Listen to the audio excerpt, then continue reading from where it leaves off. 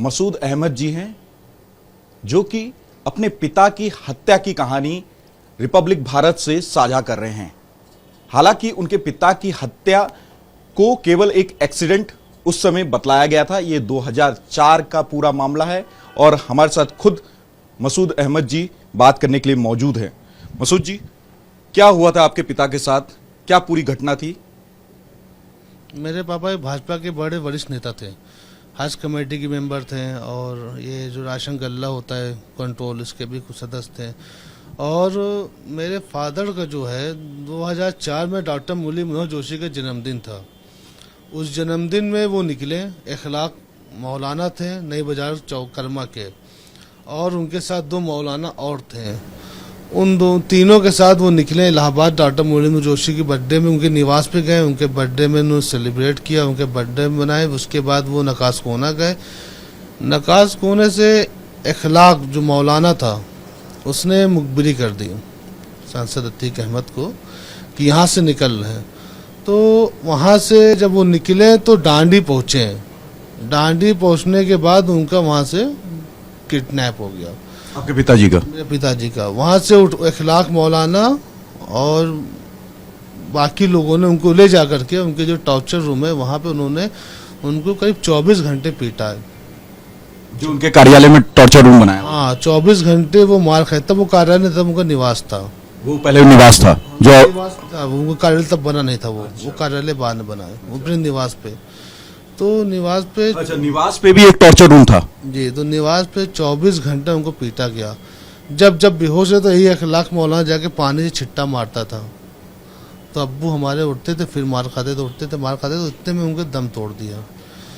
जब उनको दम तोड़ दिया तो उनको उठा के उनका स्कूटर और उनको डेड बॉडी ले जाके सुराव थाने में मराक हर है, वहाँ ले जाके उनको फेंक दिया गया और उसके ऊपर उनके बाद ट्रक चढ़ा दी। ये बात खुद उनके लोगों ने बाद में कबूला, बताया, सुनाया। तो किनके लोगों? अतीक अहमद के लोगों ने रोना आया, बहुत तकलीफ हुई। धमकाते हुए? आप तो अब छोड़ दीजिए। जब से कुछ पैसा कमाने लग गए हैं, यही चकिया में आप जाएंगे, हमारे घर के पीछे के लोगों से पूछेंगे कि मैंने घर क्यों छोड़ा। उनका एक गुर्गा है 7 कालिया, वो जब भी गाड़ी से निकलता था तो हमारे घर की गली से गाड़ी लेके निकलता था। उसका वही रास्ता था। वो जब जाए पान थूक दे, गाड़ी का शीशा फोड़ दे। अभी मैं हाल में जब चकिया में रहता था 2016-17 में, मैं एक नई गाड़ी स्क्रॉस लेके आया था। स्क्रॉस बस ला के मैंने घर में खड़ी की और जब मैं सुबह उठा तो उसके जितने शीशे होते हैं, लाइट हो चाहे वो डोर मिरर हो, कुछ भी हो, वो सारे शीशे सेफ नहीं थे। रात भर में चारों तरफ गाड़ी को भूसा कर दिया गया था। फिर उसके बाद असाद काले ने मुझे रोका, मुझसे रंगदारी भी मांगी कि यहाँ अगर इलाहाबाद में काम करना हो तो पैसे पहुँचाओ भाई को। फिर मैंने असाद काले के खिलाफ FIR भी लिखवाई। फिर अब इतने बड़े माफिया असाद काले के खिलाफ FIR लिखवाने के बाद हम जो है चकिया में कैसे रह सकते हैं? इम्पॉसिबल है, ये मुमकिन नहीं कि हम उनके खिलाफ चकिया में लड़ सकते हैं। फिर मैंने चकिया छोड़ दिया। आज 3 साल से हम किसी और के मोहल्ले में जाके बसे हैं और वहीं रहते हैं। पिता की जब हत्या हुई थी कितने साल के थे आप, कितने भाई बहन थे और कहाँ पे पिता कहाँ से अगवा हुए थे? पिता की हत्या जब हुई थी 2004 थी। हम 6 भाई बहन थे। सबसे बड़ा मैं था 17 साल का और सबसे छोटा भाई मेरा था 6 महीने का। पिताजी मेरे इलाहाबाद घर छोड़ चुके थे। जो लोगों का चकिया में मकान था, निवासी थे, वो छोड़ के उन्होंने कर्मा में अपना एक मकान बनाया था, नई बाजार चौराहा कर्मा में। वो चकिया छोड़ चुके थे और मुझको भी उन्होंने इलाहाबाद छोड़वा दिया था परमानेंट। मैं भी इलाहाबाद घर देखने मुझे काफ़ी दिन हो गया था। वो अपने बाल बच्चों को छोड़ के एक अपनी नई जिंदगी शुरू कर चुके थे। तो वहाँ पे उसी एरिया में अतीक अहमद ने एक उनके दोस्त बनवाया इखलाक, और उनको आज भी, अभी मैं बता रहा हूँ, पिछले जो उनका गुर्गा है, हाँ, पिछले रमजान में भी वो पैसा अतीक अहमद घर से लेके गया है। वो आता है जाता है, आता है जाता, पैसा लेके जाता है। उसके पास चलने के लिए एक बाइक नहीं थी।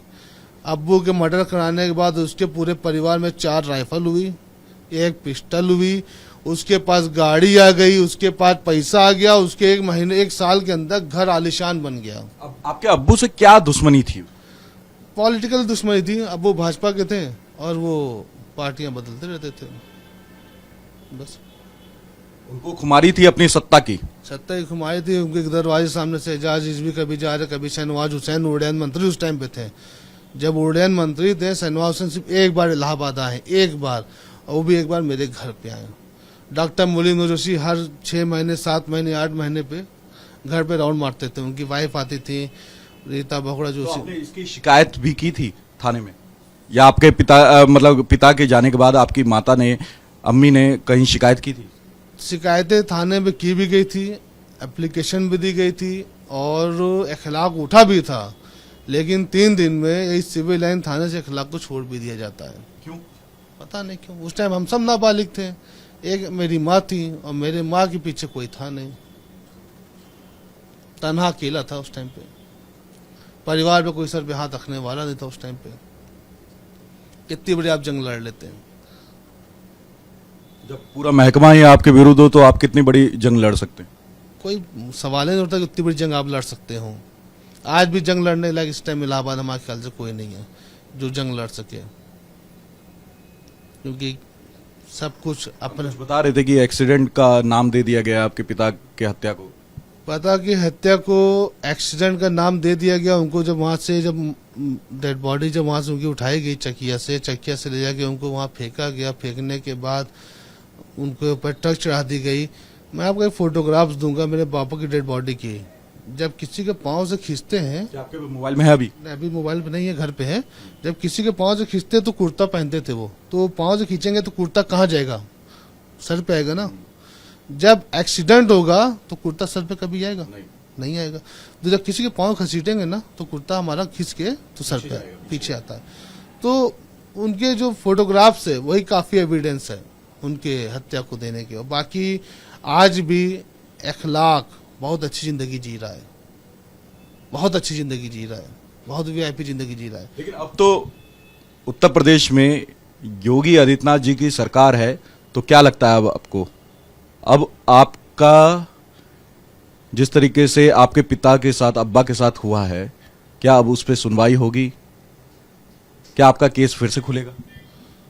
मैं तो कहूंगा कि मेरा केस खुले, बाकी सरकार पे डिपेंड करता है केस खोलते हैं कि नहीं खोलते हैं। उम्मीद है ना आपको? उम्मीद तो पूरी मुझे है कि जितने लोग आज भी हैं जो बाहर टहल रहे हैं उनको उनकी किए की सजा मिल जाए।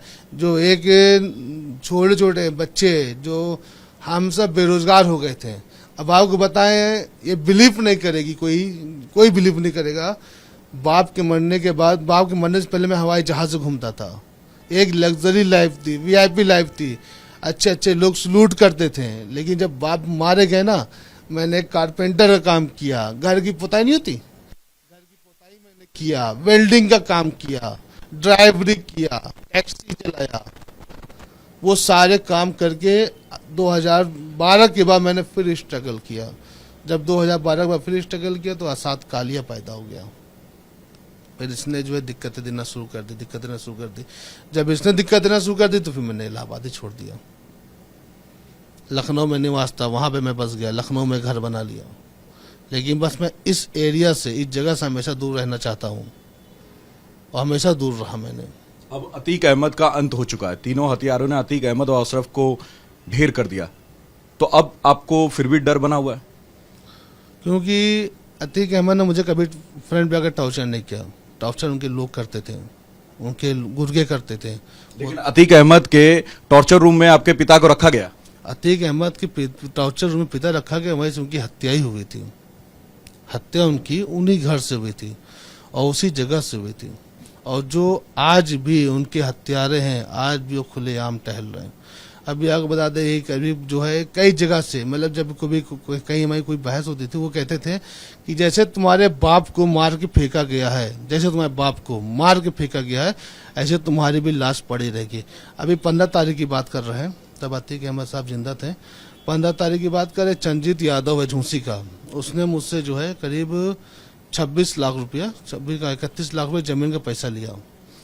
तो हमने कहा कि क्या नाम है यार, पैसा हमारा दे दे। हमें कहा तुम जबरदस्ती सुबह सुबह आ जाते हो होश में रहा करो, वरना जैसे तुम्हारे बाप मरे पड़े रहे ना, ऐसे कहीं ना कहीं तुम भी मरे पड़े रहोगे। ये डायलॉग हो गया था लोगों का, ये लोगों की जबान पे रह गया था कि अगर मुझसे कोई बात करता था तो मुझसे ये लैंग्वेज में बात करते थे कि जैसे तुम्हारे बाप मरे पड़े थे वैसे तुम भी मरे पड़े रहोगे।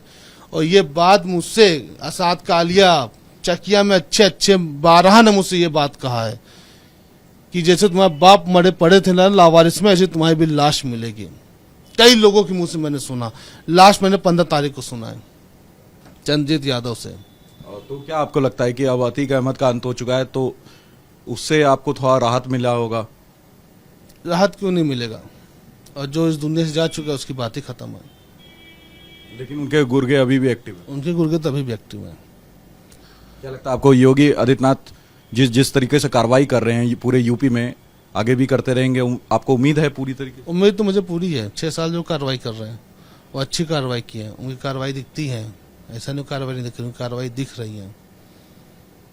बिल्कुल, आप यहाँ पे मसूद अहमद जी को सुन रहे थे और साफ तौर पे इन्होंने कहा कि इनके पिता के साथ किस तरीके से बर्ताव किया गया। इनको पिता को उठाया जाता है अतीक अहमद के टॉर्चर रूम, जो उनका पहले घर था वहां पे टॉर्चर रूम था, उसमें रखा जाता और रखने के बाद उनकी हत्या करके रोड पे उनकी लाश को फेंक दी जाती है, उनके जो स्कूटर था उनको फेंक दी जाती है, और जिसके बाद यह दिखाया जाता है कि उनके साथ कहीं ना कहीं एक्सीडेंट हुआ है। अब इनको केवल उत्तर प्रदेश के मुख्यमंत्री योगी आदित्यनाथ से ही उम्मीद है जल्द से जल्द इनका केस खुले और जो लोग इसके पीछे थे उनको कड़ी से कड़ी सजा मिले। रिपब्लिक भारत के लिए लोमस झा।